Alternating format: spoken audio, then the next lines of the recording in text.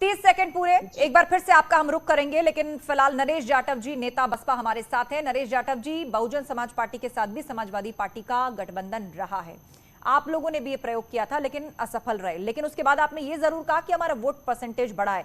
क्या ये काफी है 2024 में आज के समय की? एक बार फिर से दोहराइए। माफ कीजिए, नरेश जी अभी हमारे बीच में नहीं है। रुख पीयूष मिश्रा जी का करते हैं, सुभाषपा के प्रवक्ता हमारे बीच में हैं। पीयूष मिश्रा जी, ओपी राजभर और शिवपाल यादव, इन दोनों को लेकर चुप्पी साध जाते हैं अखिलेश यादव और समाजवादी पार्टी, पर 24 में लड़िएगा बीजेपी से अलग अलग राहें लेकर।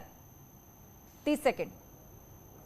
देखिए आस्था जी, अभी आपने सुना ओपनिंग में, और माननीय अखिलेश जी क्या बोल रहे थे कि हम इतनी बड़ी बात उन्होंने कही, और विडम्बना देखिए कि इन्होंने जब बसपा से गठबंधन किया तो इनको जो है त्याग दिखाई पड़ता है, और चाचा शिवपाल यादव का त्याग इनको नहीं दिखाई पड़ता। माननीय ओम प्रकाश राजभर जी का इनको त्याग नहीं दिखाई पड़ता कि पूर्वांचल में 150 से ज़्यादा सीटों पर जिताने का कार्य सपा और सुभाषपा गठबंधन में सुभाषपा ने किया।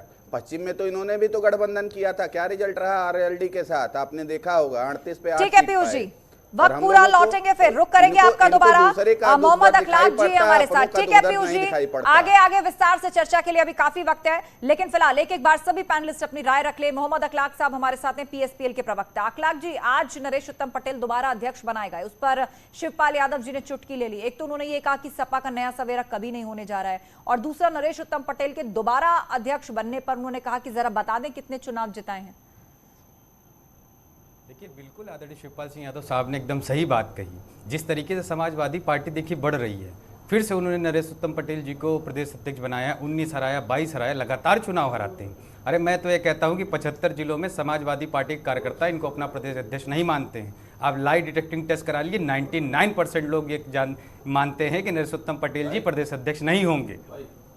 आप 99% आप लाई डिटेक्टिंग टेस्ट करा लीजिए, मैं कहना चाहता हूं। मगर क्यों बने हैं, किसकी वजह से बने हैं, ये तो सब जान रहे हैं, उत्तर प्रदेश की जनता भी जान रही है किसके खास हैं ये नरेश उत्तम पटेल जी। आप देखिए, संघर्ष करने वाले लोग नहीं रह गए उत्तर प्रदेश के अंदर। रोकना चाहूंगी इस वक्त, ओपनिंग रिमार्क्स का वक्त पूरा। नरेश जाटव अब हमारे साथ जुड़ गए हैं, नेता बहुजन समाज पार्टी के। नरेश जाटव जी, बसपा ने गठबंधन किया था सपा के साथ, जो मुख्य विपक्षी दल है उत्तर प्रदेश के अंदर। चुनाव में तो कोई मैजिक नहीं हो पाया, लेकिन सपा ने यह जरूर कहा कि हमारा वोट परसेंटेज बढ़ गया है। तो क्या 2024 में भाजपा जैसी पार्टी को टक्कर देने के लिए काफी है?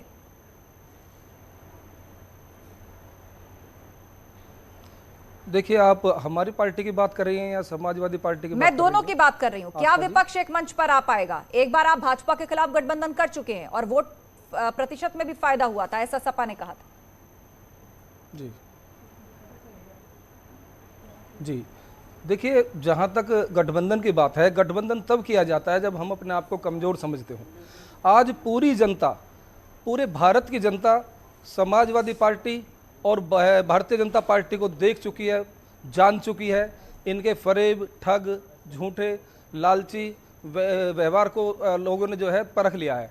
अब हमें जो बहुजन समाज पार्टी की सरकार उत्तर प्रदेश में लोगों ने देखी है, अब दोबारा पुनः याद कर रही है कि उत्तर प्रदेश में अगर बहुजन समाज पार्टी की सरकार आए, भारत के अंदर बहन कुमारी मायावती जी प्रधानमंत्री बने, तभी इस देश का भला। समय भी पूरा हो गया और अब विस्तार से चर्चा की शुरुआत करते हैं। ठीक है नरेश जी, बात आ गई आपकी, अब डिबेट को ओपन करने का वक्त है।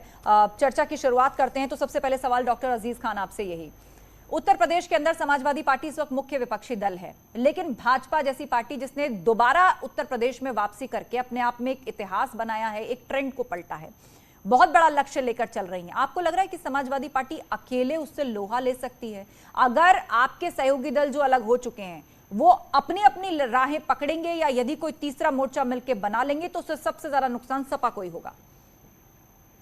देखिए आस्था जी, 2-3 बातें बड़ी अहम हैं। अभी अनिला जी कह रही थी साहब 17 हारे, 19 हारे, 22 हारे। देखिए ये अहंकार है, और अहंकार शायद इनको ये अंदाजा नहीं है कि इमरजेंसी के वक्त कांग्रेस के अंदर भी यही अहंकार था। आप जानो कि 352 सीटें थी और एक जेपी आंदोलन चला।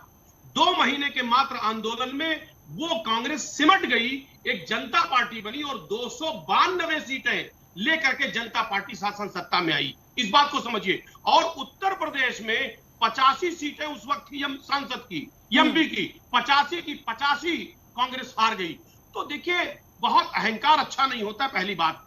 दूसरी बात, एक बात आप समझिए कि देखिए, जो हमारी पार्टी और हम सारे लोग जो सेकुलर दल, वो एक संगठन बना रहे, एक प्लेटफॉर्म पे आ रहे हैं, वक्त इस बात का मांग कर रहा है कि आज महंगाई चरम पर है, बेरोजगारी चरम पर है, आज नफरत का माहौल पैदा किया जा रहा है, तमाम शिक्षा पे प्रतिबंध लगाया जा रहा है, जो गरीब जनता है उसको शिक्षा से वंचित किया जा रहा है, तमाम तरीके की समस्याएं हैं। उन समस्याओं को लेकर के हम मैदान में निकलेंगे, हम सड़क पर उतरेंगे और बीजेपी को बेनकाब करेंगे, क्योंकि बीजेपी ने इस मुल्क को ठगा है। ठीक है अजीज खान जी, आपने विस्तार से अपनी बात रखी, अजीज खान जी। अब इसका जवाब अनिला सिंह देंगी। अनिला सिंह जी, यहाँ पर उदाहरण दिया गया कि एक वक्त ऐसा भी था देश के राजनीतिक इतिहास में, आप पीछे जाकर देखिए, कि अहंकार अच्छी बात नहीं होती। इतने बड़े उस पर जो कांग्रेस की सरकार थी मेजॉरिटी के साथ, वो भी गिर गई थी, एक बड़ा आंदोलन खड़ा हो गया था। तो अब बीजेपी को उसी तरीके से विपक्ष जो है वो सवालिया निशान लगा करके देख रहा है कि हम जनता के बीच में जाएंगे, जनता की आवाज उठाएंगे, सेक्युलर पार्टियां एक प्लेटफॉर्म पर आएंगी। सबसे पहली बात तो यह है कि भारतीय जनता पार्टी से बड़ी कोई भी सेक्युलर पार्टी आज की तारीख में भारतवर्ष में नहीं। ये सारी के सारे राजनीतिक दल तुष्टीकरण की राजनीति करने वाले राजनीतिक दल हैं और वोट पाने के लिए ये किसी भी हद तक गिर सकते हैं। एक नहीं, सौयों उदाहरण हैं। और अपनी विफलताओं को हमारा अहंकार ना बताएं। आप लोग विफल लोग हैं, आप लोग काम नहीं करते हैं, आप लोग लोगों के बीच में जाते नहीं हैं। योजनाएं बनती हैं कमीशन खोरी के लिए, जिसमें कि आप लोगों के नेता और अधिकारी मिलकर कमीशन खोरी करते हैं और लोगों को परेशान करते हैं।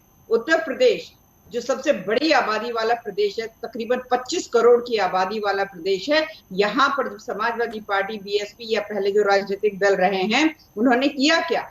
अपराध पे कोई अंकुश लगाने का प्रयास कभी भी किया? नहीं किया। अपराधियों को अपनी गोदियों में बैठाते थे। ये कह रहे हैं कि यहाँ पर दहशतगर्दी करते हैं। आतंकवादियों को अगर आप उनको आप पनाह देते हैं, उनके लिए वकालत करते हैं और हम आतंकवादियों को ठिकाने लगाते हैं, या ऐसे संगठन जो आतंकवाद को बढ़ाते हैं या पनाह देते हैं उनके ऊपर एक्शन लेते हैं, तो आप कह रहे हैं दहशतगर्दी है? दहशतगर्दी वो होती है साहब जहां आतंकवाद को पनाह दी जाती है। ठीक है, ठीक है। हमारे साथ पीयूष मिश्रा जी भी हैं।